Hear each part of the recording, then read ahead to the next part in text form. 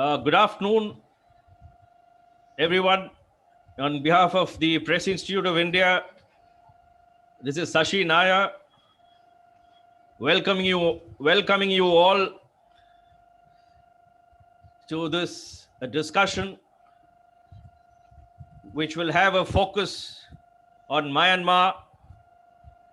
Of course, we will look at the present. We will also take a look back, and we will also look at the possible road ahead. I have great pleasure in welcoming our four panelists here this afternoon. Mr. Pratap Heblika, Commodore Seshadri Vasan, Colonel R. Hariharan, and very especially Dr. Vinay, who's joined us from the UK. Thank you. So it's 10:30 a.m. there in the UK. Yes. So I must say good morning. Good morning to you all. Good morning. Good morning. And we are all very happy that you have been able to join us here for this discussion. Thank you very much.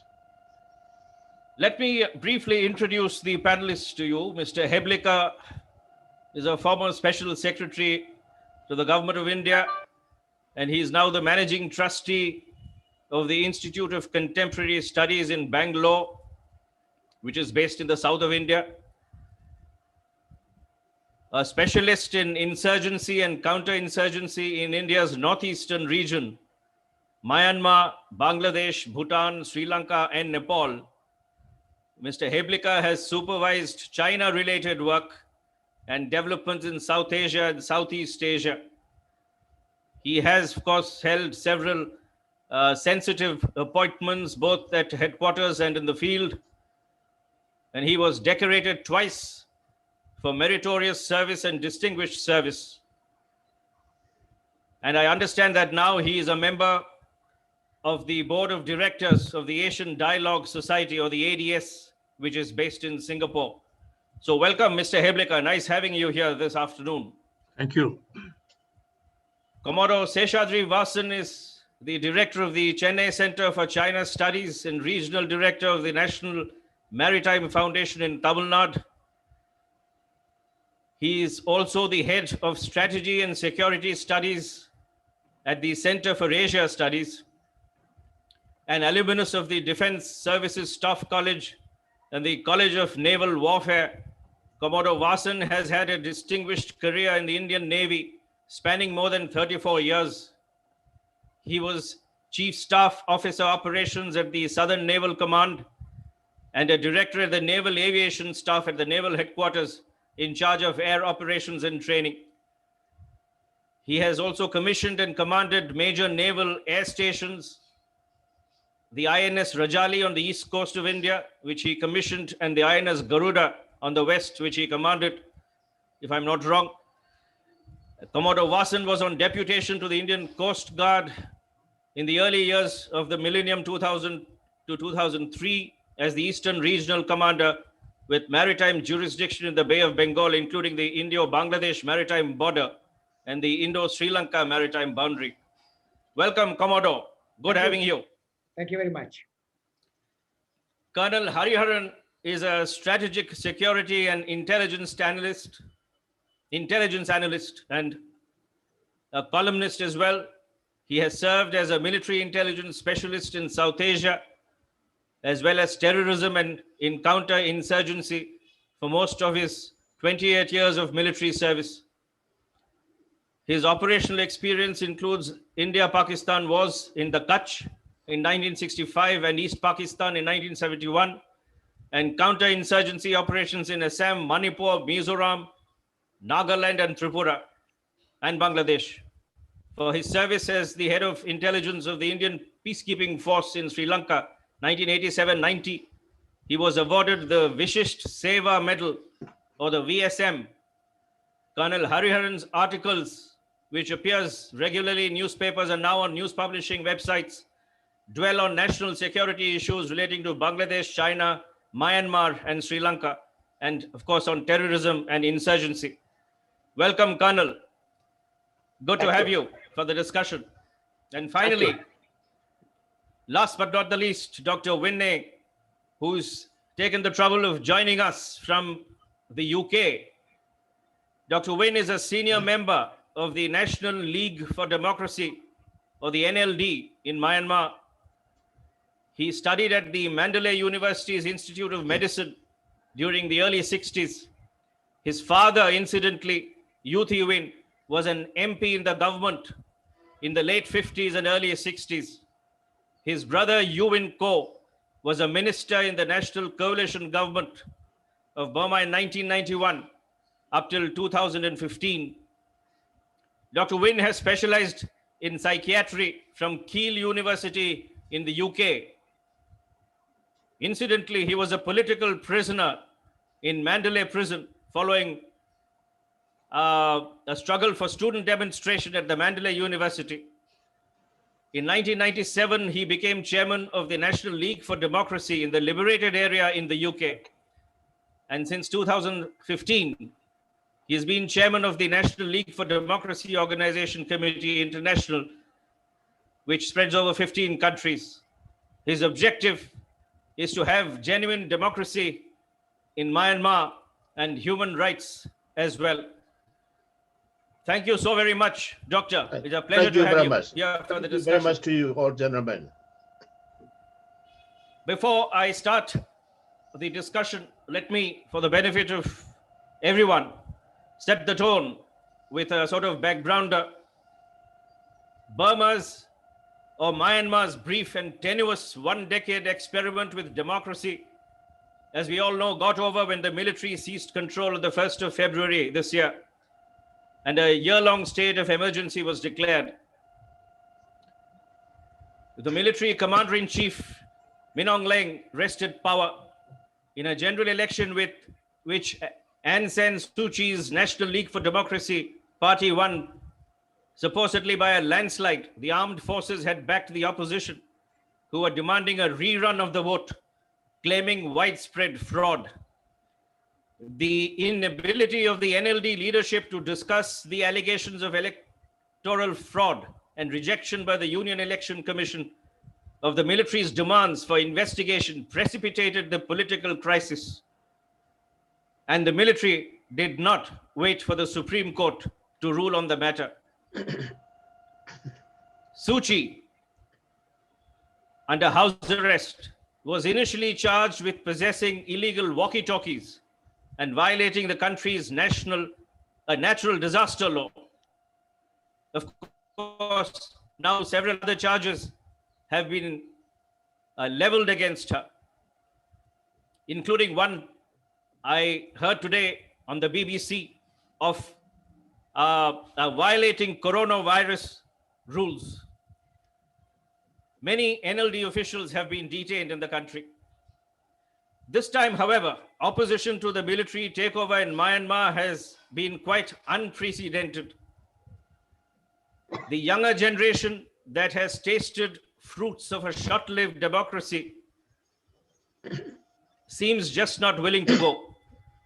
Significantly, women are also at the forefront, adding spine to a civil disobedience movement that is crippling the functioning of the state. And then there is social media, which the military regime cannot easily smother. As we all know and have seen and continue to see every day, the crackdown on protests has been brutal. Many have been shot in cold blood. A 7-year-old girl was apparently killed yesterday. The death toll has been rising daily. The military says 164 dead, but activists and reports suggest much larger a number. The onus is on the international community to try and mediate to end the violence, destruction, and of course, economic ruin. India has publicly expressed its deep concerns over the development, and it has articulated support to the transition to a democratic process. But does India have a larger role to play, especially considering that China has strong roots in Myanmar and perhaps far greater leeway there than any other country? Also, considering that stability, safety, and security in Myanmar is critical for peace and prosperity in the region and for India's sensitive northeast region. That then is the sort of background that I wanted to present.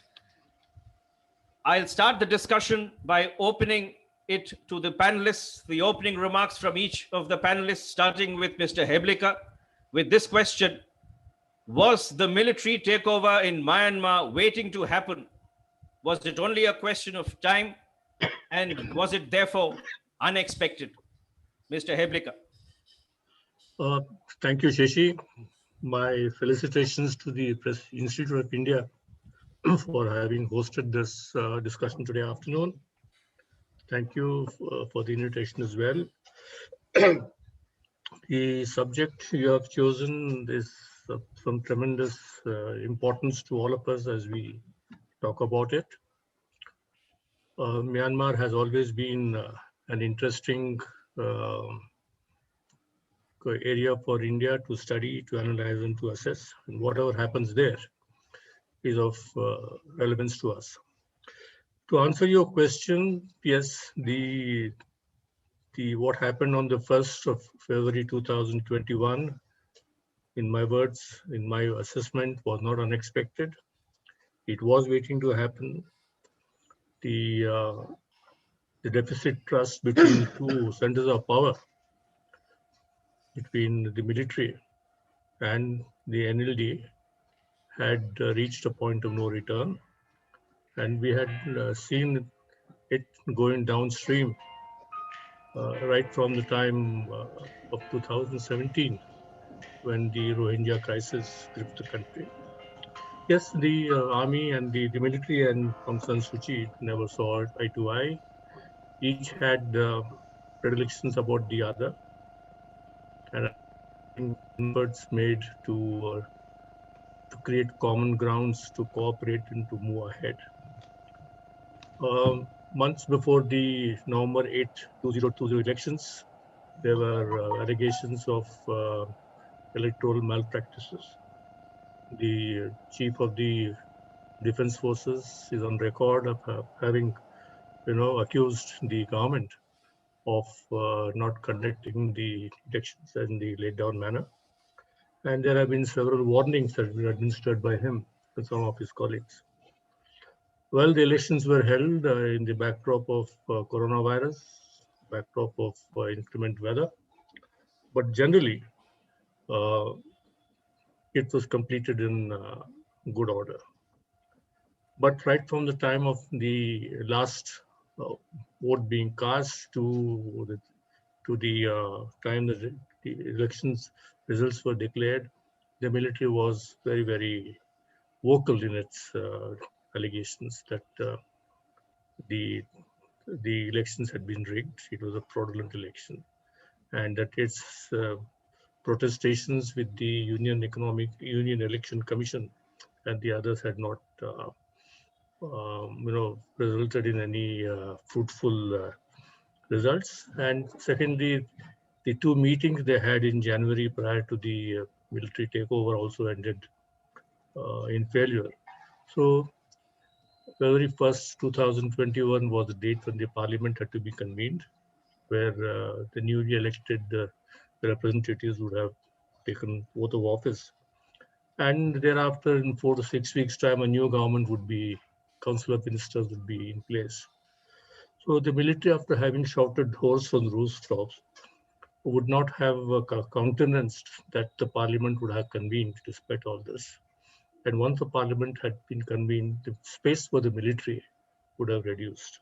I think that's what led, Glenn and his cohorts to seize power and, render the elections null and void, and he declared emergency, and also that he would conduct elections in the next 12 months. To me, I think it's not unexpected. The writing was on the wall, and I think the NLD just did not read the writing or to understand its implications. I think it was expected to happen, and it did happen. So Thank you. Yeah, thanks. Commodore, your take on I my think I question, and of totally course, endorse. yeah, yeah, Sorry, am I unmuted? Yeah. yeah. Thank you, Shashi, for initially setting the tone for the discussions. And the introductory remarks really sum up the situation that we are in. Pratap ji has already brought out saying that this was not really unexpected. There were enough signs, right from the time it was there.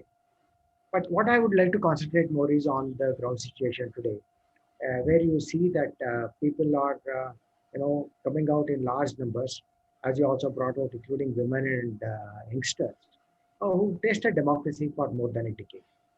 So that is what is, fueling their aspirations, and they do not want to go back to the old days.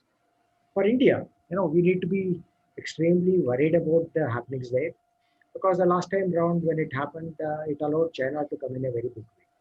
So that's our concern. And again, China has been supportive of this. But I think what is important sign today is that there is a lot more angst against the Chinese.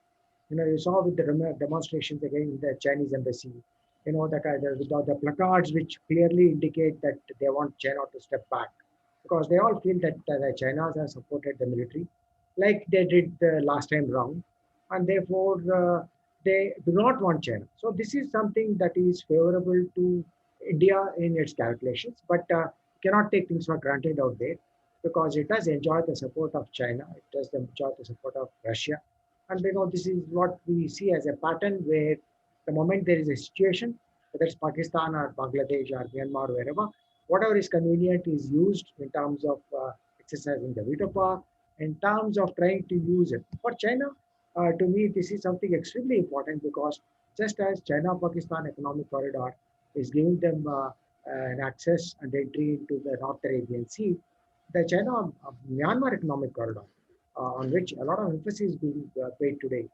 is something that will give them access to paper, along with the rest of the things which I'm sure we will discuss. But there are important developments on the ground, at the strategic level, at the political level, at the diplomatic level, and India has to be on watch 24/7 to see how things are unfolding, and whatever cards we have would need to be played very carefully. For the last time when we did this, we tried to isolate the military junta, and that did not help us much. And which is why I remember, way back in 20 years ago, when there was increased tolerance to perhaps the military junta, and we wanted to interact with them. So let's discuss some more of this later. But I think there are ominous signs out there, and it is for us to ensure that we are not left behind in this power game again. Thanks, Commodore. Some interesting observations you've made. Colonel Hariharan, what's your take? Opening remarks. You have to unmute, Colonel.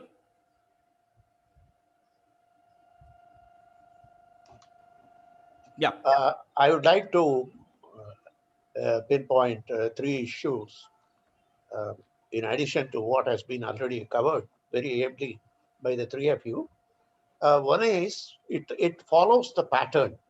In 1988-91, the same turbulence was there, and 91 onwards, that was the period when Nevin went out of the picture. Tan Shui came. So we are seeing. I have my reservations. I'm sure Dr. Vinyang should be able to enlighten us on the present commander uh, of the Tatmada, that whether he would be there or somebody else is coming, because I see the Burmese army had no other alternative but to carry out this. The moment NLD scored heavily, they would be able to amend the constitution, 2008 constitution, which gave relevance to the army. The election results pointed to that. And so they had no other choice, because they want to continue to hold on to the jugular of Myanmar. Historically, you see, Burmese army is unlike our other colonial armies. Burmese army has, it was a Burmese independence army. So it sees itself as the guardian of Burma's sovereignty, independence, and whatnot. And almost, I think all the original 30 players, I don't know whether anybody is serving, they were trained by the Japanese, the core of Burmese army. So it has got that Second World War Japanese army's background. It changed itself to, it went over to the British side to fight the Japanese. So it has got this mental framework. I hope the younger generation is weaned away from this. I am hopeful we see the younger generation. Another aspect I would like to point out is now the other powers have a big stake. Japanese, for instance. If you see the ASEAN countries, Thailand has a stake in Myanmar because when it was opened up, now they actually, Indonesia has taken the lead along with Malaysia and to sort of evolve a ASEAN approach. These are new players who have been emboldened by the period from 91 to now. So there is a qualitative change in approach. It is no more the binary of the US versus China or US versus others in that region. And if you see the geomorphically, China with the Myanmar is got the highland and the lowland. Lowland is Burman land. The highland is all the Ethnics. tribes. Ethnics.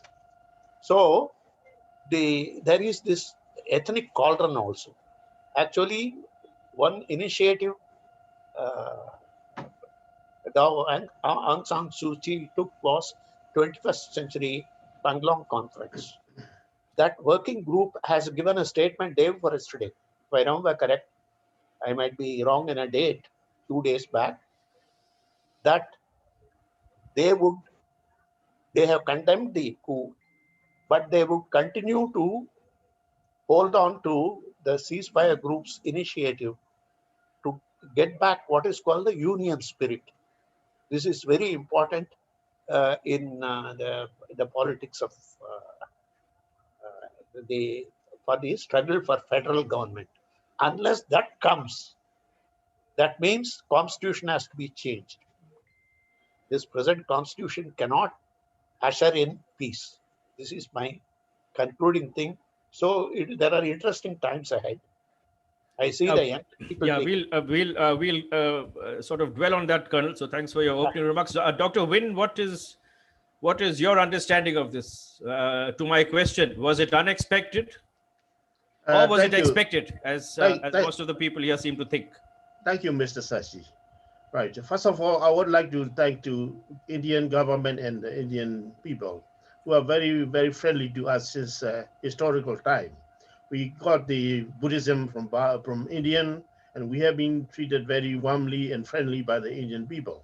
So I'm very grateful to India and Indian government and Indian people. Right. Now, from my point of view, I'm now over the age of 70. I have already got 4 times of military coup. One is 1958, 1962, 1988, and 2021. So this is the worst kind of military coup because of the, I think, masterminded by the Chinese government. China are masterminding the generals what to do next. And also the other side is Russian government. They are doing lots of things like embargoes and everything. So now, as we all know that our people are suffering a lot. They are crying every day. There are lots of people dying every day, very brutally abused by the army and police. Actually, police are not the real police. They are the army soldiers dressed in police uniform.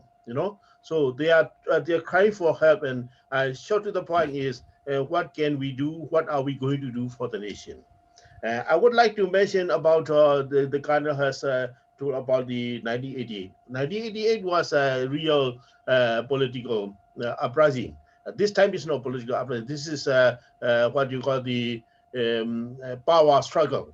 They are just the abusing the people, and they are there's a crime against humanity, crime against democracy.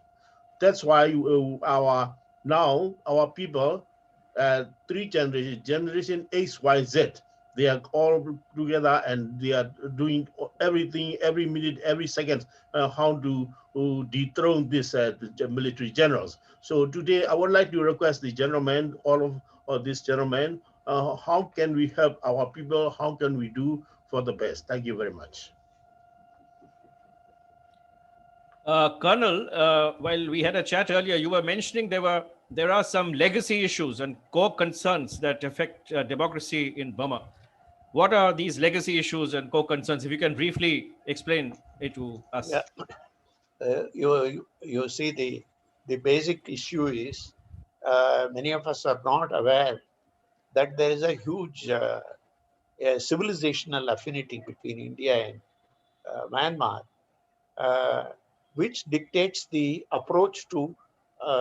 Actually, Gandhiji visited Myanmar 3 times in his lifetime in the 30s. There is a large element of influence of what you call the Gandhian ethos in the struggle of NLD also.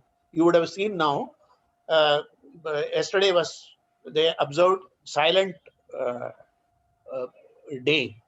You know, the whole movement became silent. Everywhere there was a closed down, hartal of sorts.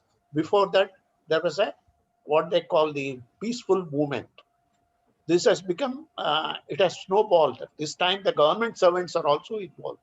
Actually, the railways have stopped functioning. And so it is unlike, it is, the momentum is much more. That is, this is the reason why I feel we should take more interest, because this is going to be a do or die struggle, as I see it. I fully agree with him.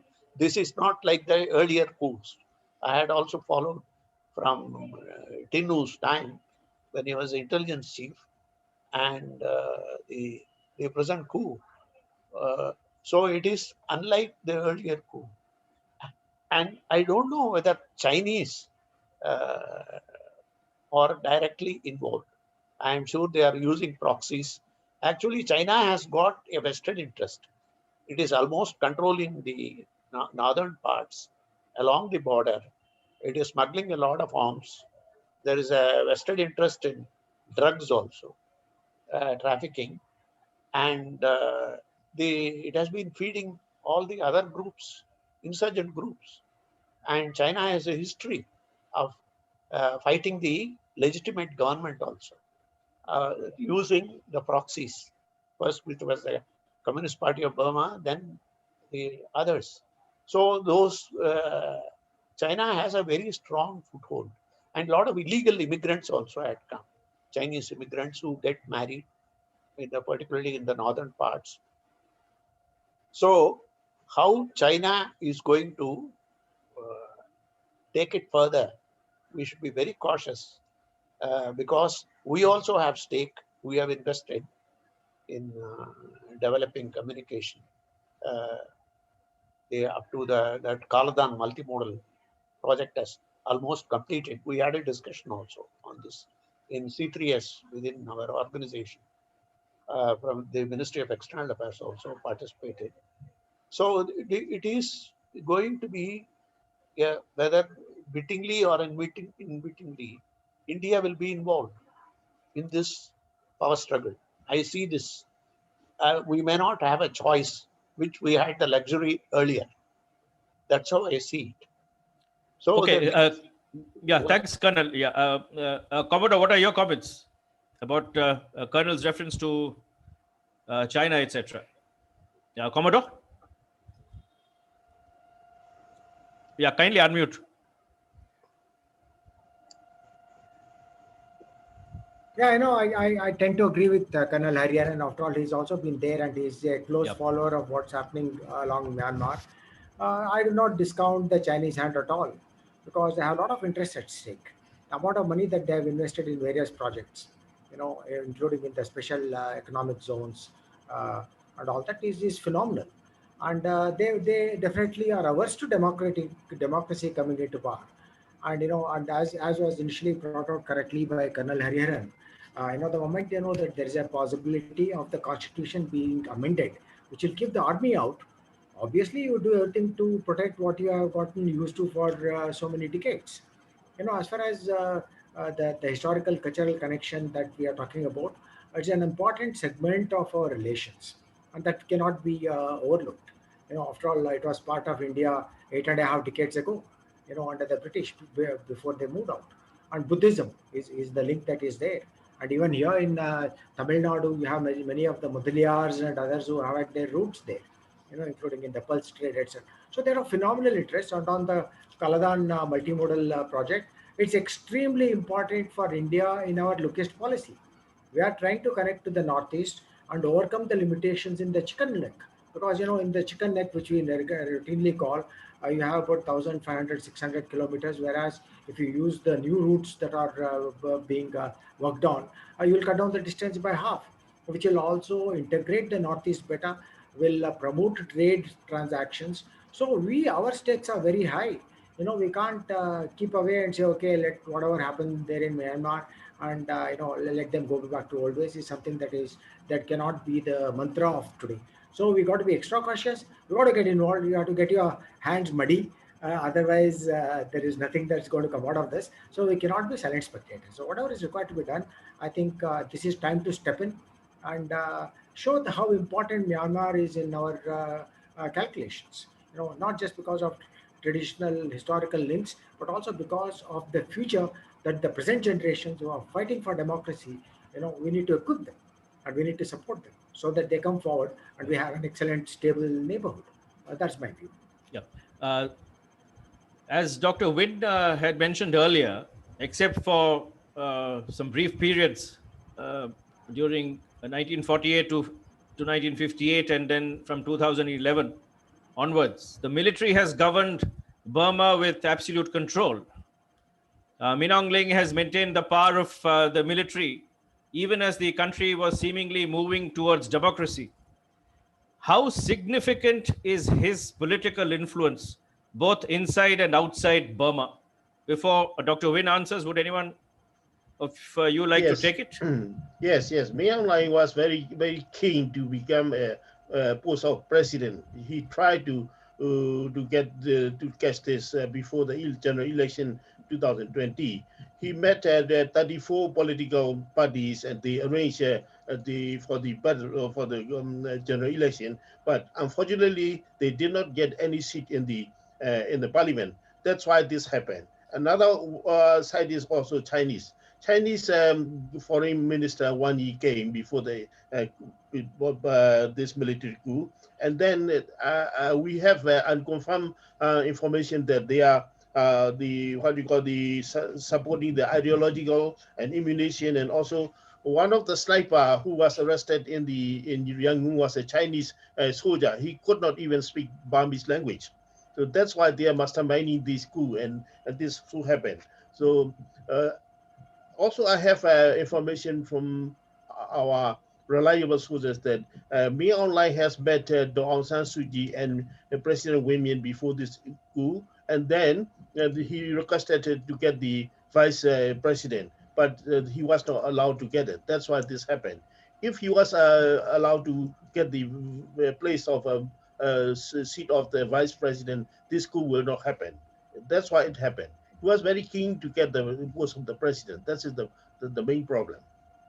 Any Over. comments from anyone else on his power in Yeah, Burma? just on the background, when Yep. you do a bit of search on uh, this gentleman, you will realize that he was the one who mobilized a theater level war against the Chinese, when they were supporting the insurgents, etc. So obviously, it's all question of who you would like to garner support from in pursuit of power. So that's an important factor. So past affiliations are not going to Yeah. make a difference to the ambitions of being You, in the seat of power. you see, I have one Yeah. point. Yeah. That is, lying is, he considers the Thai dictator, general, I forget his name, as his guru who ruled Thailand.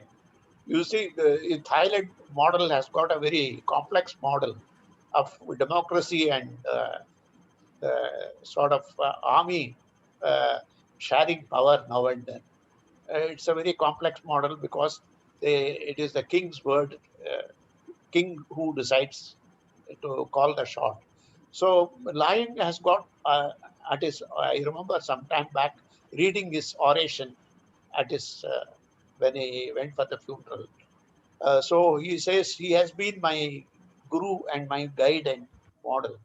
So I feel uh, quite plausible because few days back before the coup, he met officially also. He met Aung San Suu Kyi, and probably that's what he demanded, a share of the pie, because they cannot nominate in the present newly elected parliament. They will not have a say in the president or vice president.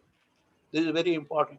There are two vice Yeah. Yeah. presidents, so they won't have a say. So this is very likely. So for a share of power, I think they might strike a compromise. Yesterday they have released some original uh, protesters who were arrested. Mr. Hebleka, you have anything to add to this? No, I Mr. think there's Hebleka? another important point that Dr. Yeah. Vinay had made, which Colonel Harian also referred to, is about this meeting that he had with Aung San, where he demanded his share of pie. The point is, that in the euphoria of having this landslide victory, and they said perhaps they will be able to amend the constitution. Maybe these calculations have been proved wrong. In hindsight, of course, hindsight is always something which tells you that you could have done things much better. Maybe she could have considered partially to get her in first and then gradually move forward so that they are thrown out.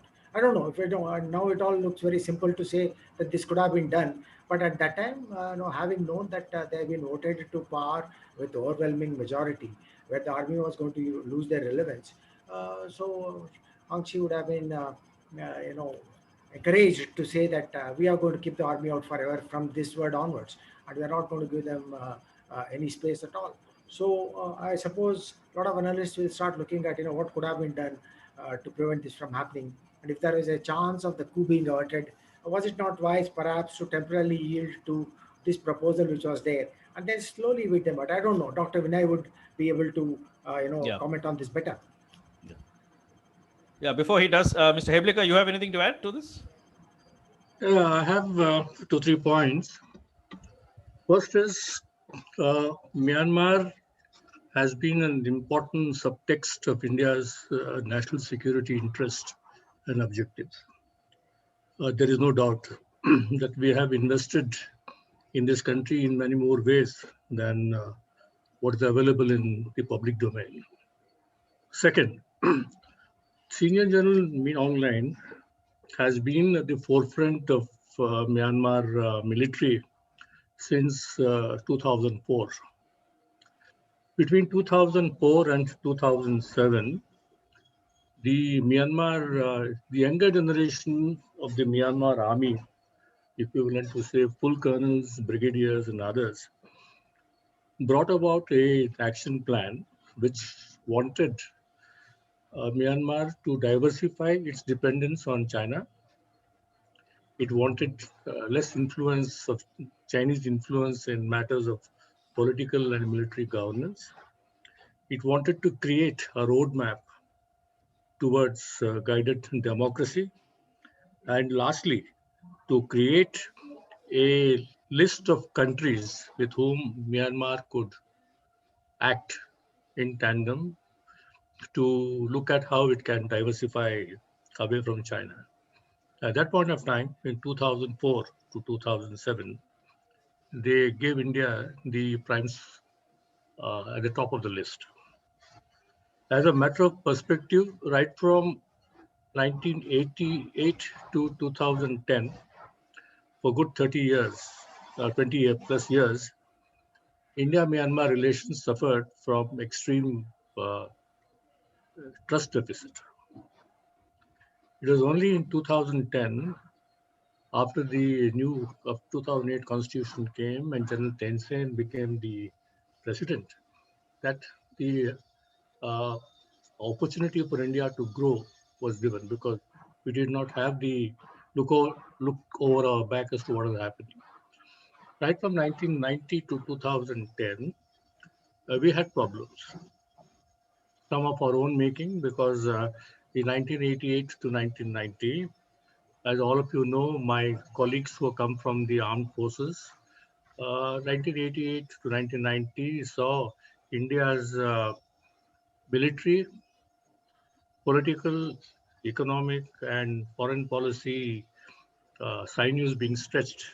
1988 to 1990, we had Operation Brass Tacks, we had Operation Checkerboard with China, then we had the IPKF in Sri Lanka, we had problems with Bangladesh and Nepal. And amongst this, India became the champion of pro-democracy movement in Myanmar, or Burma then, because Rajiv Gandhi wanted that India should be the vanguard of development of pro-democracy movement in that country. In fact, All India Radio was, like we have said, more loyal than a king. It was even, its propaganda was had put BBC and Voice of America into shame. So taking into account all this, India had a problem with the military dictatorship of General Somong, who took power in 1991 and was succeeded by Senior General Tan Shui till he ruled 2008 to 2009. So I think we've been through a bad stretch. In that period of 21 years, Chinese influence trebled. Pakistani machinations against India, both from Dhaka and from Bangladesh and Myanmar, was there, visible to be seen.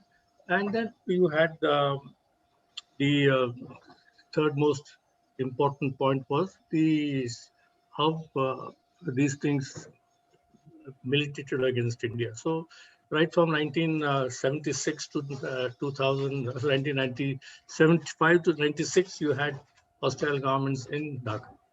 So we've been looked at Myanmar and Bangladesh as two sanctuaries for anti-India operations. And the governments in these countries had closed their eyes because it helped them to keep India preoccupied in the Northeast. But 2010, I think the fetters were off. They looked at India as a friend, as somebody who could give them the kind of support they required. And so I think that from 2010 to 2021, especially in the wake of the Act East policy by this NDA government, I think India's influence, India's image in Myanmar has improved. We have not let go of our interests and objectives in this country.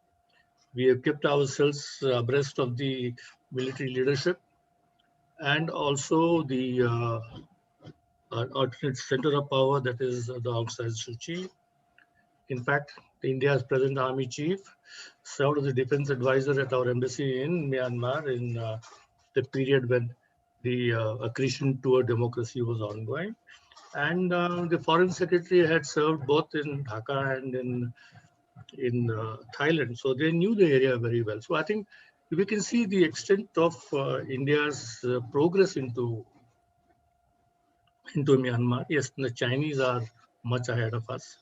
They started it in the early 1980s with their Look South policy, which was to link the Yunnan province with the Bay of Bengal to the Irrawaddy transit corridor, as we call it.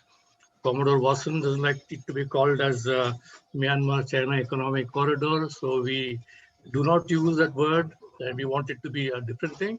I think India has covered itself with strategically well, and I think we'll need to see how we can leverage this.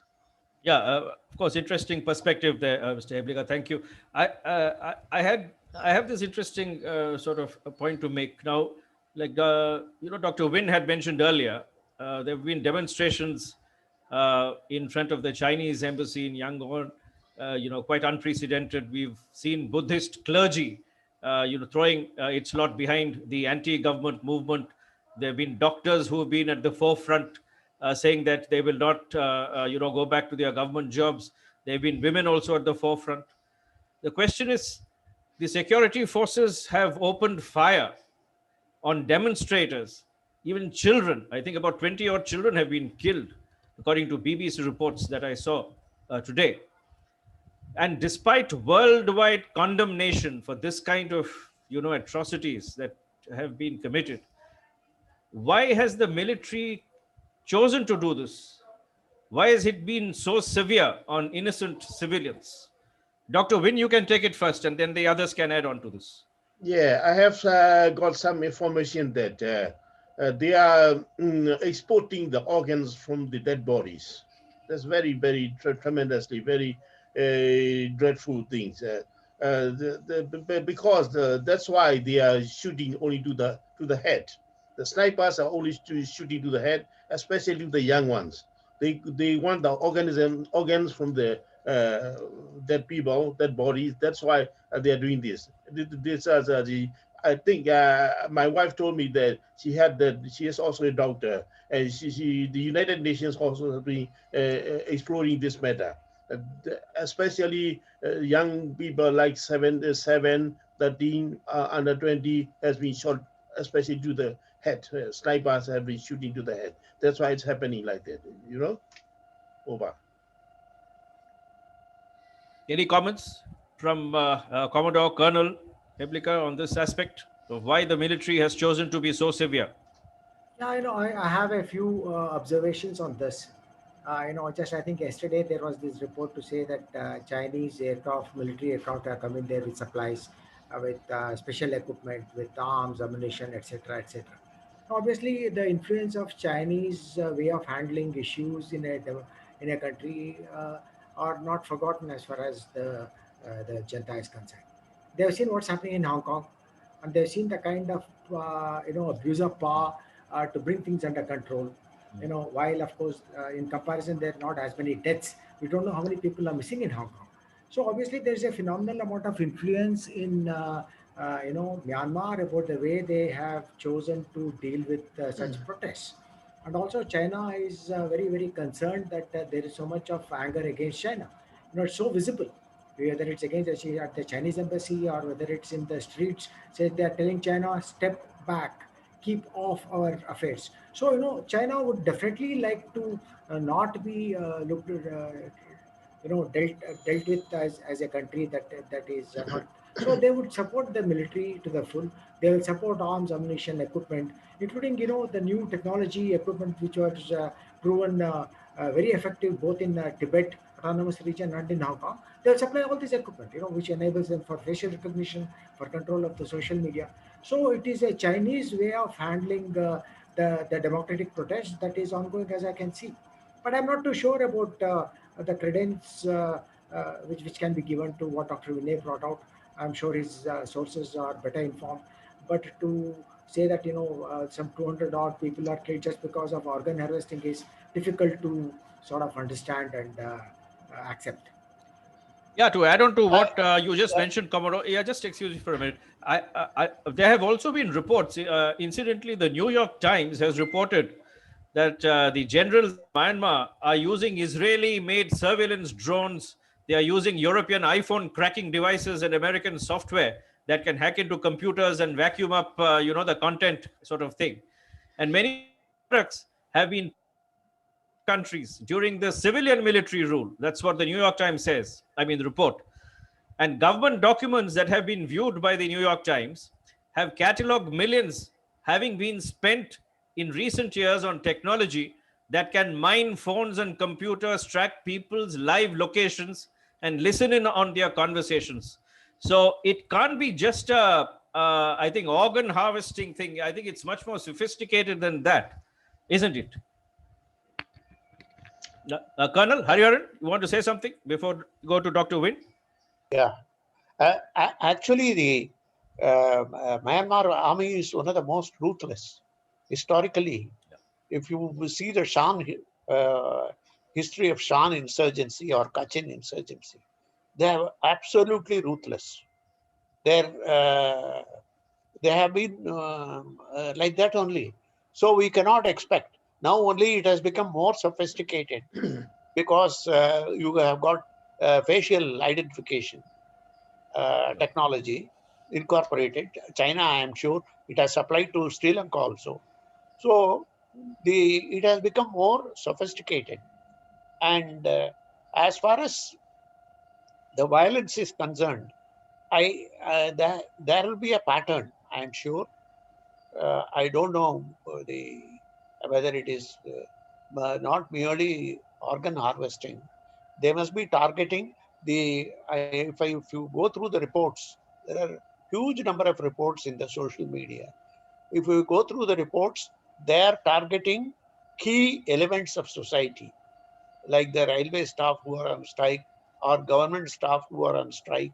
They do not want the organizational machinery of the government to come to a grinding halt. That is what is happening in this time, unlike the earlier one. Actually the policemen are different from the earlier policemen. You very rightly pointed out there are many of them are army men or like their political party also. So and they are controlling already they are controlling the government machinery, the border security, internal affairs, and defense. So they have got all the constitutional right to go ahead and do the way they feel. That is how I see it. Dr. Win, Yes. do you have any information on this aspect that I just pointed out, on the use of sophisticated equipment to hack into Yes. computers and phones Yes. using Western Yes. technology? Yes. I'm asking you I'm giving you the reason. There could be one possible reason also, because unlike the earlier years, now we have social media, and using sophisticated technology is the sort of easy way to hack into some of these systems. Cyber security. Yes, yes. A few years ago, May Online has invented an IT system in conjunction with Vietnamese company. That's why Vietnam government even has done intervention, what you call a negative show in the UN meeting. I have a lot of information from our people that they are now doing against this ID system. Lots of ID system. They have in conjunction with the Vietnam company. They're doing lots of things. That another thing is also they are in severe financial crisis. The generals are in financial crisis. They have been taking every lots of money from pagodas, especially from the mother of Aung San Suu Kyi, Daw Khin, who was an ex-ambassador to India. Aung San Suu Kyi did a foundation with her mother's name, and then they broke into her Daw Khin Foundation office. They took lots of millions of dollars and lots of Burmese currency. Also, they have recently robbed the Sri Ragong Pagoda, very famous, the most famous pagoda in Rangoon, Yangon, and they did take all the jewels and all the gold from the shrine pagoda. They have severe and financial crisis because they have no money to give for the ammunition and also for the salary who has been doing this civil disobedient movement, CDM movement. So they are in crisis, financially crisis also. So they may do everything what they can do to get the money over. All right, thank you, Dr. Win. Let us go to another, point. Now, looking at the responses that China have made and India have made, China agreed to the UN Security Council statement that called for immediate release of all those detained and stressed the need to uphold democratic institutions and processes, refrain from violence, and fully respect human rights, fundamental freedoms, and the rule of law. India reacted in a calibrated manner with the aim not to disturb its overall interests. What would be your reaction to the Chinese response and India's reaction? Commodore, you want to start first? No, it's very, very simple. They have read the signs there, and the kind of protests, etc., which are there are trying to move China away from the equation, and it doesn't like it because there are phenomenal amount of money that it has invested, and it's strategically very significant. So it is trying to assess as to which way the wind is blowing, and adjust its sails accordingly. And therefore, perhaps it's a little more open in endorsing the UN statement, whereas India, like you correctly pointed out, is a little more cautious in openly endorsing, because the last time we did this, we burnt our hands, because then China Yeah. came in a big way, and the entire Myanmar was their entire influence till it started, things started changing about 15 years ago. So obviously they are in a position. They also have the veto, and whenever required, they can bail out to Sri Lanka, or whether it is Myanmar, anybody.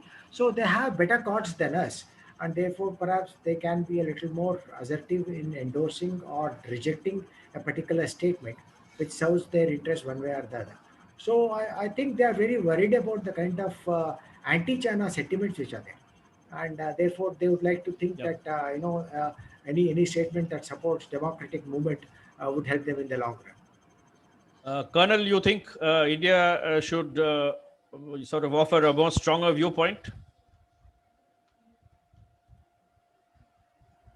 One moment. Yeah. Yeah, I actually I feel the China wants to be seen as a responsible UN Security Council member. So it is making this song and dance. But we should think beyond China. And it is in India's interest to have a stable society in its neighborhood where human rights are respected. Though the constitution, technically the constitution provides it. There is even the army's action, there is an interpretation. I don't want to go into these classes, the army's argument. So India can, you see, China last time tried to mediate between in the Rohingya situation. India can at least track Yeah. 2 or something, try to work out the restoration of peace and basic rights are respected. I am sure our Heblikar Saab will be able to throw more light on this kind of approach, because this may not be for public discussion, but to my mind, that is the best way. I won't go by an official statement of Chinese. Chinese have got too many. Actually, the present Burmese army chief himself has criticized the Chinese for supplying arms. A few months back, he did this. I think last year he did this, that they are able to get machine guns and shoulder-fired missiles and whatnot. And how is it possible China is supplying? And the Burmese army had carried out airstrike also. So it is not all what you call a very conniving situation. And 12 Chinese factories have been burnt down. This I'm not too sure. There is no army behind this burning down itself. This wheel within wheels in Myanmar is quite possible. Yeah, it's quite But intriguing. Yeah, so we've got yeah, your the point, Mr. Hebliger. What I was trying to ask is, and what we were discussing was, do you feel that we should have a stronger India reaction to what's happening in Burma? At the moment, it's sort of calibrated and a little soft. Do you think India should offer a more harder position? Shashi, a few days ago, I wrote an article which appeared in a blog called the Indian Century, where I drew attention to the fact that at the recently concluded Quad Summit of the leaders of USA, Australia, Japan, and India, Myanmar was the only country mentioned by name, and that the Quad had agreed that there was a need to restore democracy in the country and the rule of law. It was also discussed when the Quad foreign ministers met a few weeks prior to this summit. And there also Myanmar was mentioned. As I understand, Prime Minister Modi had discussed certain issues with President Biden, and Myanmar apparently figured in this.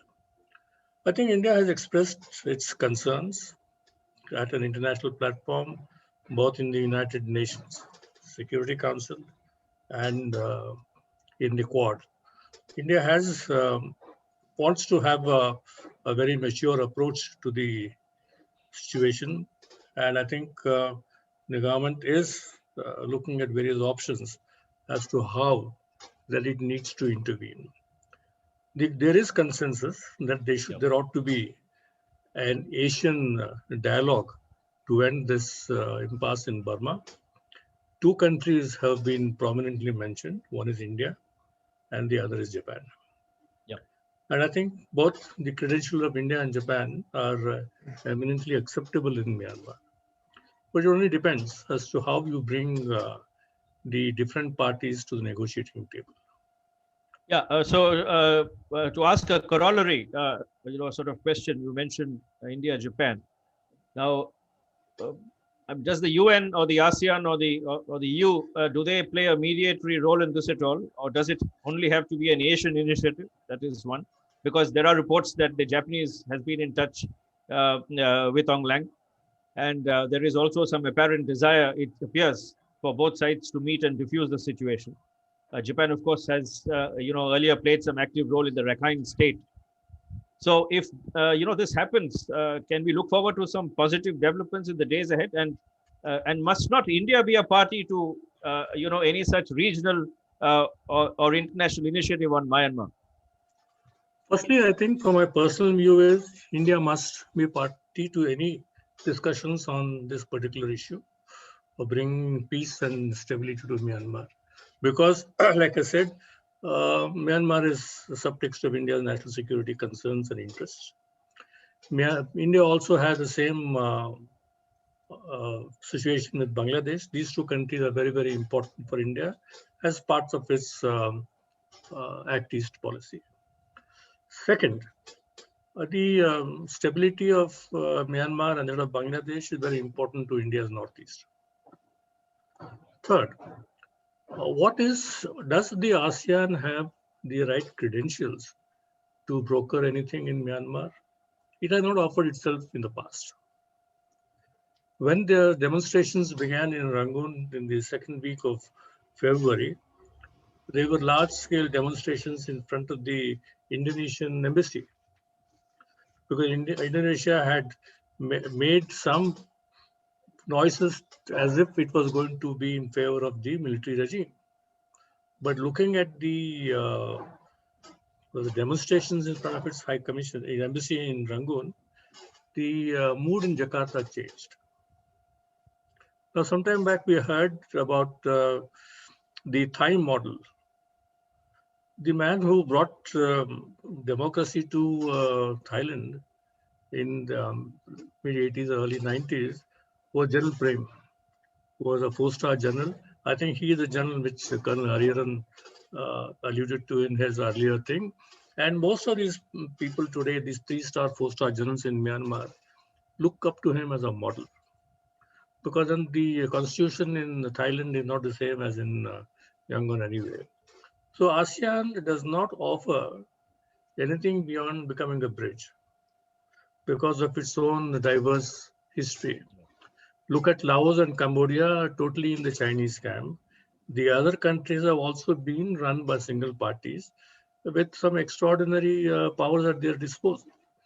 So ASEAN, by grouping itself, has not even offered to help the Rohingyas who were, fleeing Myanmar. So I think you need, if you talk about the European Union, I think we should equally blame them for where Myanmar is today. They abandoned Myanmar in the 80s in pursuit of the Kissinger dream to create China into a huge powerhouse. Where has the Kissinger dream brought us today? The Chinese are now, there's no peaceful rise. They're even larger than life. So what do? European Union has no clout in this area. The only countries who can exercise any coalition of force is the USA. Even Britain is trying to flex its muscles after it left Brexit. It has no investments in Myanmar. So the countries who have actually matter today could be India, Japan, South Korea, which has a lot of investments. So these are the three countries that we need to look at. ASEAN, of course, because Myanmar is a member of ASEAN. Then you have the BIMSTEC countries which are there. I think there is a lot that can be done. Our Prime Minister is going to be in Dhaka in the next couple of days to attend the 50th anniversary of Bangladesh's founding. He's going to meet with a lot number of heads of government, heads of state who are there. He'll have an idea of exchanging views at what is to be done. And then again, next week, the BIMSTEC foreign ministers meet in Colombo. That will be their first opportunity to talk to the Burmese foreign minister. From my point of view, I think India is a very eminent candidate to lead this group of nations. And this group of nations has to be, supported by the UN and the other agencies. And I find no reason why China should not be a member of this group. Because China does build influence in Myanmar. All right, thanks. Any quick comments? If we need to safeguard our interests, you need to take the first step. This is to use Commodore Watson's style. You have to be there to be seen, to be heard. Any quick comments from any of the other three panelists on this? Yeah, I know. Just one quick comment on this, is to say that, I think all the points have been covered by Pratapji. The point is that, US already has said, will impose some sanctions. EU also has said something, but sanctions are not new to Myanmar. That's not going to deter them. We must remember that, just because you impose some sanctions, somebody will bail them out. It will also be seen as an opportunity for China, Russia, and everybody else to come and fiddle with the strategic landscape. Other point that we have to remember is, which was also indirectly brought out by Pratapji, is that we have a lot of stakes here. US or EU does not share a border with Myanmar. We are looking at somebody who is in our neighborhood and who is extremely important to us. And if it is very important to us, then we should be having a lead role in bringing things back to normalcy. So I totally endorse what was brought out by Mr. Pratap to say that India should play a lead role and facilitating this process of normalcy. And because the security of Myanmar is security of India, that's the way we would like to look at it. And China, I was very happy to hear him say that China should also be brought. We're not trying to isolate China. China is also an important stakeholder in Myanmar. So if this is perhaps one opportunity for both India and China to work together to bring about the process of normalcy, which is the need of the hour. Those are my brief comments. That's a very interesting point both of you have made. Mr. Heblika, I will ask you another question, and of course to the others as well, because you had mentioned the period during 2010 onwards up to this point, perhaps as being, the best in terms of the history of bilateral relations between India and Burma, compared to the earlier years when the military ruled the country. Of course, we know that India's support to multi-party democracy there has been steadfast for many years, and it took a comprehensive form maybe in the early 90s, if I'm not wrong, as observers of Burma may testify. How does the Myanmar military view India, considering that India's equation with the military as well as the political leadership has been fairly on an even keel over these past several years? How does the Myanmar military view India? I mean, the Indian government and India's position. Okay, I can, address this in two different ways. A large number of Myanmar officers, NCOs and other ranks would like to come to India for training because they find that the Indian model is more suitable to them than what they find either in Pakistan or in China. So there is a lot of cultural affinity between the Indian military hierarchy, Indian military structures, and the Myanmar military structure. For example, I think till about 1948 or 1950, the Burmese army was also something like a Sanders trained army. They're based on the same structures as the Indian army today is. Today, the Burmese don't have martial regiments, but during the British time, you had the Chin rifles, you had the Kachin rifles, you had the Burma rifles. So, on an average, a Burmese army officer or a Navy or Air Force officer or other ranks, all ranks would prefer to come to India for training. That is the biggest advantage we have because that's how they identify themselves with us. Secondly, right from the time General Monge came to India in 19, he was the commander-in-chief of the armed forces, a post which General Min Aung Hlaing holds today. That's how he began to look at India as a possible ally in trying to bring, border insurgency to heel. And they conducted a lot of operations. So I think the Indian army and the Myanmar army have a very good equation. And that equation has served the bilateral relationship very well. And I think most of the Indian defense advisors who are with N. Rangoon have risen to 3-star ranks in the Indian Army and have been able to create an ambience where relationship can flower and grow. Plus, in under the Act East policy, India is now supplying lethal weapons to Myanmar. You have submarines that were given. You have a large number of other equipment which India has given. I think that shows India's confidence in the maturity of the Myanmar military to look at India as a possible partner. I hope that explains. Yeah, it does. Yeah. Thank you. Dr. Win, what is your comments about the Burmese military perception of India? Right. Before that, I have to go back to China's Please do. influence in our country.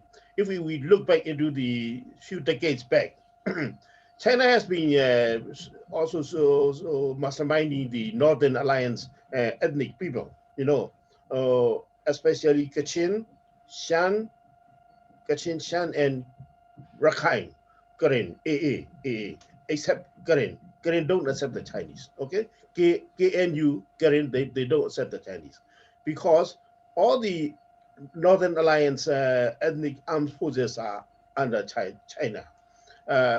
We have had some demonstration in London in front of the Chinese embassy. It was about 20 years ago, 15, 20 years ago. We all go there, other ethnic people, except Kachin. Kachin, the Kachin leader told me, please, uncle, we don't go in front of the Chinese embassy because our main headquarters is in China. Since then, since decades ago, they have been masterminding the Kachin. Now they are doing the Shan, okay, and then Wa people. You know what state? What state? Yes, the yes. independent state. They are masterminding also Wa and also AA. AA is also masterminded by the China. So that's why they have lots of influence on northern ethnic people. As we all know, Chinese are all business minded. No, that's why our people these days have been doing what you call strategies to wipe out the Chinese products, everything Chinese product, and then they declare that 32 industry has been burned down. That's why. That's the reason that they want to stop all the violences. That's the one reason. And on the other hand, India, we have I have already told earlier that we have long relationship with Indian government, and we have our people trust in India, and also Mr. Havlika have mentioned the Quad, QUAD Quad. That's it. We are very keen to have support from the Quad. So my opinion, my belief is the generals they can't get only diplomatic and political. They also needs to be what you call army type of fighting on the other hand, fighting and on the other hand, diplomatic. Both needs to be there. In the diplomatic and fighting, because India is one of the Quad participants, we need to show them from the Quad fighting and also from the diplomatic. The generals are very, very keen to get Indian what do you call the diplomacy from Indian government, Indian army, because last year the Indian government has already presented a submarine to our country. It has been mentioned, declared that. That's why I think if the Indian government offer, I also have information from Dr. Singh Wen, who's a former prime minister of the exile government, and that Chinese people are trying to negotiate between the two parties. But it's not happened because our people don't trust Chinese. Better than Chinese, our people trust Indian. So that's why I think Indian government should lead this negotiation. Thank you. Actually, one point on this submarine thing. Yeah, Colonel. Actually, the Bangladesh also is very disappointed with the Chinese submarine they had supplied. Actually, they're most of the time not functional. So Bangladesh, Burma is very wary of getting Chinese submarines. It has been offered, as I learned, that they have been offered by China. Bangladesh, Burmese army doesn't want to buy this. So there are assets. We have assets in within the army. That is why I am hopeful. At some stage, there will be a political approach between the army and the NLD. This is what I expect. In earlier also, army has done the similar thing, but the Tam Shwe period was different. That was a different ball game, and the Quad sends a clear signal that the limitations of China's intervention in any overt form, it would attract the Quad's attention. Because as Mr. Hebliker pointed out, it is Myanmar is the only country named in the discussion. All others, even China finds mention only indirectly in the statement, the joint statement. So I expect some progress, openings in the coming months. I don't think army, I don't know, only Dr. Vinayk can tell us whether army really believes it can carry on as before. I don't think so. This is my perception. Army also has to be realistic. I don't think army will be able to carry on like before in the 91 fashion. I don't think it is possible. Anyway, let's see how things unfold. Dr. Wind, I just wanted to ask you this. Now, of course, we know that there are many ethnic groups in Burma, including the Rohingya Muslims. You know, thousands of Rohingyas were killed, and about 7 lakh had fled to Bangladesh following the army crackdown in 2017. Has Aung San Suu Kyi's international reputation suffered as a result of Myanmar's treatment of the Rohingya minority? And is she still as popular as she was earlier? What is your honest assessment? Honestly, she went to Netherlands, The Hague, as a duty of the foreign minister. Okay, she was not sitting on the army side, because I was there when she went there. I was there, and she met the community after the meeting before she go back, and she told us that I came here as a foreign minister, and this is my duty. That's why I'm doing my duty. I have to keep doing this because for the sake of for the country and the nation, she told us. Okay, but because of I don't think how what you call popularity has gone down. I don't think this is what she has done, what she believed, and she has to do what she has to do for the country. I don't think so. I don't think so. The army has leveled several charges against Suu Kyi, of course, lately of corruption, etc. Are these being leveled to potentially bar her from running in the election that the military has promised to hold in a year? And how good, according to you, in your assessment, are the chances of Myanmar returning to civilian rule?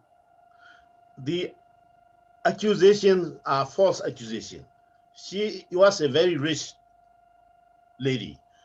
She donated all her money for the charities. Okay, billions and millions of. Their accusations are only a few million, but very what do you call the compared to her donations. That this was of course accusation, and then the walkie-talkie for the leader of the country is useless. You know, it's like a toy for the children. They are very funny people. You know, so these are not possible and not legally what you call it possible to sue her. The main thing is they are very scared of her. The General Mayor, he met 54 parties recently in few weeks. Out of 50 or 20 are ethnic, and also 34 are other parties whom he met before the election. So what I mean to say is, okay, whatever they are doing, they will be. I don't think they will be standing for more than few weeks. They will be going down because Dr. Sasa, Dr. Sasa, Dr. Aung San Suu Kyi's representative is doing lots of things. ICC, ICJ, and also he has organized with some the international governments. He has been going around and organizing, and lots of things will happen. Last night he told to our people that he has done lots of things, but he cannot declare what he has done and what will happen. But he has already promised that something will happen in few weeks' time. We are expecting that. But I sincerely need the practical help from the Quad, QAD, Quadrilateral Marine Security Dialogue. You know, I expect it will be very helpful to us. Thank you. All right. Mr. Heblicker, you wanted to say something? Yeah, three things, Shashi. Firstly, I agree with Dr. Vinay's, what he said about Aung San Suu Kyi and her visit to The Hague to defend her country against charges by Gambia. I'm quite curious. Why should Gambia talk about Myanmar when it didn't talk about the persecution of the Uyghurs in China? Secondly, Aung San Suu Kyi was abandoned by the West over the Rohingya issue, which the West did not at any point of time bring the military government and the civilian government together for discussions. The Rohingyas are a community who stand disenfranchised. They don't have voting rights, and they don't have constitutional rights. And here was somebody who was trying to bring about a reconciliation, trying to bring the communities together. In fact, today Myanmar is a highly divided country insofar as the majoritarian Buddhist Burmese community does not look at Rohingyas in the same way as somebody else would do. I think the West abandoned her and weakened her position in the polity of Myanmar, wherein the army could move to make her ineffective. The second point we need to understand is there are two huge issues today in this country which have remained intractable. One is the ceasefire has not converted itself into a formal document, as a constitutional document, and the Rohingya issue has not been reconciled. Till these two are not done, Rohingya issue remains on the back burner. India, Bangladesh, and Myanmar are going to see adverse effects. But what Dr. Vinay has said about the charges against Aung San Suu Kyi, who believes the military today? when you have stolen a perfectly organized election from under the nose of the people, you think anybody couldn't believe what the military is saying? I think the same, if you look at some of the reports in the social media, you'll find millions and millions of dollars that have been made by the generals, the two companies they run. I mean, I think one needs to understand why this charade is being played out, is to disenfranchise her, to make the NLD weak. And as I said, she's an auditor and accountant general for the party, for the country. And the military has its predilections about her. Get her out of the way, then the NLD will not have a leader. So what's her stature? Of course. There have been reports of. Sorry, yeah, Shashi, Colonel. this is regarding, you see, in 93, they brought similar charges that against Suu Kyi. When she was in house arrest, she got a visitor without informing, American visitor. So this is a very frivolous thing to justify keeping her in prison. We should see it in the perspective how army conducts itself. And as far as if you see the election results, there are parliament members reserved for ethnic seats. That is, the communities, ethnic communities, reserved for them. All of them have been won by NLD, except I think 7 seats. The rest has gone to NLD only. That shows she is popular across the country. Her popularity has not diminished. She went and defended in Geneva as a representative of the government. So it was incumbent upon her, she felt. I fully agree with Mr. Heblikar. The West was premature. They elevated her into an icon, and she didn't live up to what they expected. But she has lived up to what people expected, because the election results show this is the first pre-election, really. That's what I would like to submit. So I don't think it has diminished. Actually, they have increased it now by taking this action, the stupid action. All right. There are reports of hundreds of desperate Burmese who are now crossing over into India, as we've read reports, through the Manipur and Mizoram border. Now, this is a porous 500-kilometer long border. How does this translate on the ground for India? How are we going to manage this? And I mean, any information on this you have? And how is India going to contain this influx? Shashi, the border between India and Myanmar is 1,643 kilometers. Mm-hmm. No, this Manipur, Mizoram side is around 500 kilometers long, I think. No, first we start from Arunachal Pradesh, Nagaland, Manipur, and Mizoram. Mizoram has about 500 kilometers. Yeah. Common border with Myanmar. It happened in 1988. It happened in 1999. It happened in 2000. We had 1990. We had a large number of refugees who came to India, and they were accepted in the state of Mizoram. And because the Mizos have a lot of cultural and familial affinity with the Chins on the other side of the border. So I think accommodating them in Mizoram at that point of time was possible. I think the border is so porous that even the Assam Rifles, which guards the border, is not in a position to ensure that people are kept out. They will come. I think they will come, they will seek refuge, and this will go on. We don't know. The government of India has issued instructions to the state governments to ensure that there are no refugees, but it is going to happen. I think the tap is going to open instead of the trickle. We might even find people coming in bigger force as the government begins to crack down on the people. There are going to be deaths that people are going to come across. People will go to Thailand, people will come to India. What's your assessment, Commodore? No, I think it's very correct assessment to say that these are things that will happen in times of crisis. We saw that happening in East Pakistan when refugees started spilling over. So they'd like to escape oppression in their own country. They will come, and and like he said, if you can't protect all the 1,600 odd kilometers, and we always seen in the human history that whenever somebody wants to cross, he will. I know there are always he will find to cross over, and it should not become a burden on India.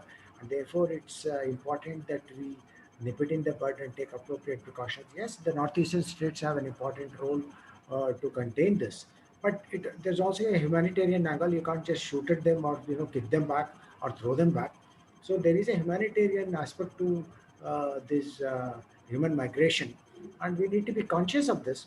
And as history has shown that we have always been very sympathetic to such oppression in the countries, and we have accommodated them. So I suppose you'll have to strike a balance on how you want to deal with this kind of influx which is coming in, and we've done it in the past, so I do not see too much of an issue in being able to handle it better. So we also need to worry about the COVID pandemic which is there. I don't know what kind of people are coming. So the camping, the screening, the vaccination procedures, the isolation procedures, which is there, the quarantining, all this will have to be put in. I think we have come of age in terms of dealing with the pandemic, and that must be consciously made aware to the states which are already aware of this. But when you have some people coming from different backgrounds and different climates, we need to be that much more cautious in setting up facilities which will ensure that it does not become another pandemic by itself. One Yeah, problem. Colonel, does this influx worry you? You see, already there is a 20-kilometer on both sides. They can enter. There is no restriction. That in the border, because the tribes are akin. For instance, from Mizoram, Chin state, people traverse. You can traverse. They trade also, what you call border trade. Border trade is a very vigorous one along the Burmese border. And there is in Moreh, there is a banking point also to bank the cash. These arrangements already exist. The only thing is, how do you control them? There is a border affinity. Nagas on both sides are there. Similarly, Konyaks in Arunachal Pradesh, they're on both sides. So it is physically not. I have visited the border. This border. It is physically, really speaking, it is not possible either for the Burmese army or for the Indian army to. It is a very, very porous border. So it has to, local government has to be involved. If you see in this context, Mizoram Chief Minister has made a statement in support against the military coup in Burma. For the first time, a state chief minister has said this. We should take note of this, the feeling in the border states. So I think they would be consulted and decision taken on that, but it would be played on a lower scale. They may not want to publicize, but I am sure they would have taken note of this, because you can see this. Tamils are there along the Moreh border on both sides. I used to know them. They had been in Burma for long, pre-war days. They have married tribals on both sides. They are using this 20-kilometer rule. He has got a wife here, he has got a wife there, to smuggle things. This is taking place in Moreh. You can see them. I used to know Yeah. the gang leaders also. Okay, thanks, Colonel. Yeah, So, all right. so Yeah, this is the real picture. all right. Yeah, So it is, we are nearing the closure, so I'll just end with a couple of questions, and then we'll see if anyone has questions Shashi, just for one us. minute. Yeah. Can I just ask 1 minute?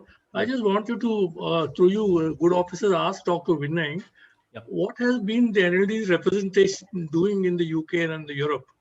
At least he can tell us what's happening on his side. How does he good question. represent the NLD's point of view in the UK? What is the response? Is the Sure. NLD in touch with the government of India? Maybe I think Dr. Vinay can tell us what's happening. Thank you, thank you.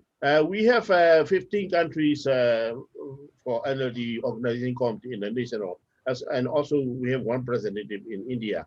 We have almost weekly, every Sunday, meetings for the political situation and for the current political crisis in our country. And also recently, we all have decided on the 27th of this month is an Army Day. We are now declaring that there is no more Army Day. It is the fascist international fascist state, fascist unit. That's why we are trying to organize we have already organized to do all the demonstration internationally and inside Burma. Also, there are some plans to do inside Burma. I cannot mention to you. And also, we also have the FPE, Forum of the Burmese in Europe, from every country in Europe country. We have every 2 weekly meetings, and then we are trying to organize the funds for the CDM, Civil Disobedience Movement, and also CRPH, Committee representing P2P Shuto. We are collecting funds, and also we are collecting funds for the solicitor to put the generals to ICC and ICJ. Thank you. Yeah, Doctor, I just wanted to make this point since we have a few journalists also attending, and once we have this video uploaded, there will be more who will watch. And this is something, being a media, outlet, we cannot sort of ignore it. Now, the military in Myanmar has been trying to suppress media coverage of protests, Yes. and journalists have suffered greatly. And Yes. even ordinary citizens are suffering because they're trying to inform people both within Burma and outside about what is happening, but that's not being allowed. There's no internet is being closed down, I think, during the nights, and there are some licenses of some local media outlets that have been cancelled. All this has been reported, and in fact, the Associated Press journalist was arrested, and nobody seems to know where these people are being taken, etc. Incidentally, Myanmar doesn't rank well at all in the Reporters Without Borders Freedom of Press Index, World Press Freedom Index. How bad is the situation, and how will information come outside if these are the restrictions and these are the difficulties that even journalists have to face? Right. It has been happening since the government of NLD government time. The army people are against the media. Okay, they have been killing, they have been arresting, they have been suing as much as they can to the media people. Recently, one of my colleague, is a BBC representative, was arrested in Naypyidaw. That's why it's happening. The military army people are against the media. They are very scared of the media people. They know what they can do. But in these days, as I have told you, the youngest population, Generation Z, Generation Z, they are doing lots of things, ID works. They are sending information to us by their connection, by their IT power. That's why we are getting from them. Thank you. Social media helps, I Yes. think. Yes? Yes. All right. Yes. But I have one question for the doctor. Can I ask? Yeah, please, Colonel. Yes, please. This is regarding the, CAA assets in Myanmar. You might know that Mrs. George W. Bush Jr., she was the president of the Baptist Church helpline for Karens. They used to give money and whatnot. And the CIA had created a lot of assets in Burma. How strong are Americans inside Burma? Do they wield any influence at present? They used to wield in Nevin's time. I haven't followed after that. But do they wield that kind of influence now?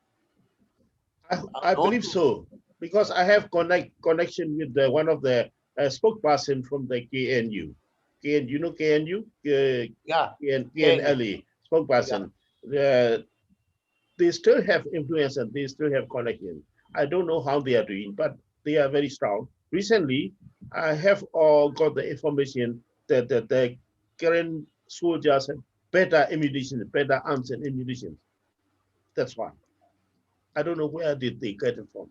They have been fighting a lot in these days. In a few weeks' time, they have already killed more than 100 soldiers from the army, Burmese army. Because I saw the currents had stopped supplies to army in their area. It has appeared in the social media. That's why I asked this question. Karen, sorry, can you repeat it? the Karen army, you know, the insurgent Yeah. group had Yeah. stopped supplies going to for the Burmese army supplies. They had stopped it. Some photographs have been uploaded. Crane to army or army to crane. No. Going through their area. Yes. Supplies to army going through their area.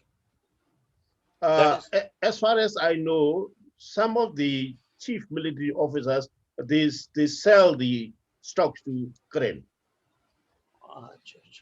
Thank you.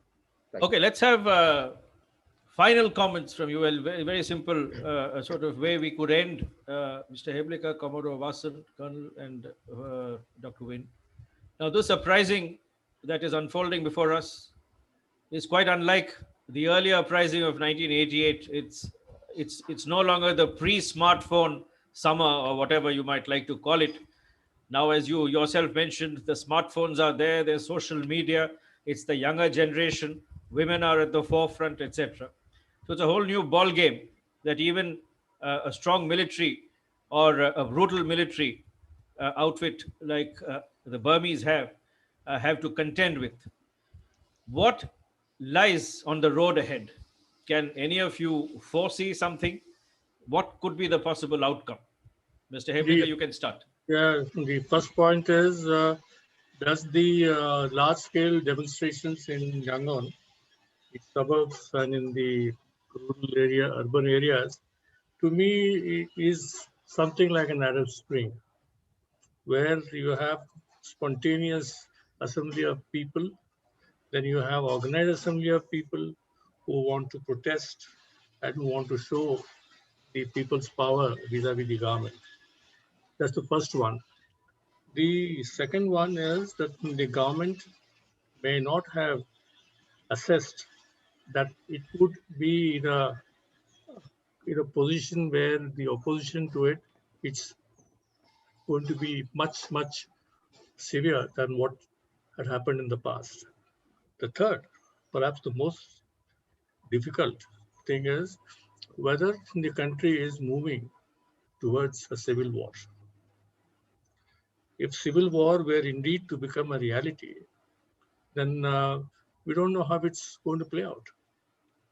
Lastly, whether there is going to be an international coalition that will intervene before things get out of hand. The military has nothing to lose. People have to lose, people lose lives, not in scores, but in hundreds. This is what worries me the most. Myanmar, is it in a cul-de-sac, and how does it come out of it? Who has the key and who's will take forward? Commodore? Yeah, thanks, Mr. Heblika. Commodore? I think there are serious indicators out there, and the world has to take cognizance of this. And we can't even in our neighborhood as India sit tight and say, okay, let things pan out and take whatever course they want to. We need to be able to change the course to our advantage. It's not easy. It's easier said than done. We all understand the ground realities and the challenges that are there and try to bring things under control. But I think we should be on the side of the people who are, clamoring for democracy. They got used to democracy. And in fact, it's in this process that they saw a lot more prosperity, stability. And a stable Myanmar, which we keep repeating, is in the interest of India. We do not definitely want civil war out there, and because with the long borders that we have, the cross flow into our areas and the instability that is there portends great danger to regional stability, which we cannot afford. So I think we need to intervene in whatever manner it's possible. As I said earlier, whether it is US or EU imposing sanctions really means nothing for the military junta because they lived through sanctions in the past. And China, as long as China and Russia in their long-term interests are willing to intervene on their behalf, the equations are going to get even more difficult. So the challenge is right now to manage this difficulty and ensure that it pans out in favor of democracy. And that requires phenomenal efforts. And even for Dr. Vinay, and I know that the Tamil diaspora who are in UK were very active and were able to get the support of the Labour Party. And I am sure that similar voices from the diaspora, which is there of NLD, which Dr. Vinay is looking after in UK, they all need to be able to bring some more pressure through these elected representatives in the host countries, which will also make these voices heard. So it's important to change the narrative of how things are unfolding and not allow this to happen. We need to make it happen, and that requires active, coherent involvement of the countries in our neighborhood. And India has to take a lead role. I have no doubts about it whatsoever. Thanks, Commodore Colonel. I fully agree. It is not going to be last time. Either the army has to strike a compromise, or it is going to be a civil war. I doubt very much whether they have the money to wage a civil war, the army, and India can play a role. I see a relevant role. I'm sure either you directly apply pressure or indirectly. There is, I'm sure we have enough political assets inside Myanmar to do this. So I feel India should play a role, not feel shy of, because it is otherwise the danger is immediate and real. That is the problem for India's own security. And we cannot have a civil war, full-blown civil war in our borders. We will be drawn into it through uh, our that border. Our own northeast is a turbulent region which is settling down now. So we cannot afford to have. This is my perception. Dr. Win? Yes, I have three things. Yes. I have information from reliable source. These days, everywhere is very quiet. But in a few days, there is coming bloodshed crisis. Because the people are going to fight, as the Ghana has to do or die. They have to fight for democracy, to fight for human rights. They are going to fight, whatever they have, for the defending to get the democracy. That's number one. Number two is civil war. I got the information I have told from the spokesperson from Kren. They have already agreed with Mon, Karenni, Shan, Kachin, and AA. They have already discussed what to do next. Number three is humanitarian intervention from international society and ICC and ICJ. Here, I disagree with Mr. Hablika. Abiy has to lose. All yesterday, the United Nations declared all the chief officers of the army to be sanctioned in sanction list, and that they will take action. That's why army has to lose, and then the people will regain the democracy and human rights. That's it. Bye-bye. We must win. So let's end on that positive note. I know we are heading into uncharted waters. The picture, as we see before us, is, of course, rather gloomy, with people losing lives every day. There aren't many rays of hope on the horizon, but without hope, we really can't achieve anything much. But let's go by what Dr. Win says, that democracy will triumph in the end, and the military will eventually have to move to the barracks. But then, as Commodore Vasan and the others have said, India perhaps needs to play a more proactive role than it has done so far. Thank you all so much, gentlemen, for being a part of this rather stimulating discussion. Thank you very much for sparing your time from the UK, Dr. Win. It was a pleasure having you, especially for all of us. Thank you. Thank you. Bye-bye. Thank you. Namaste. Namaste. Namaste. Minglaba. Minglaba.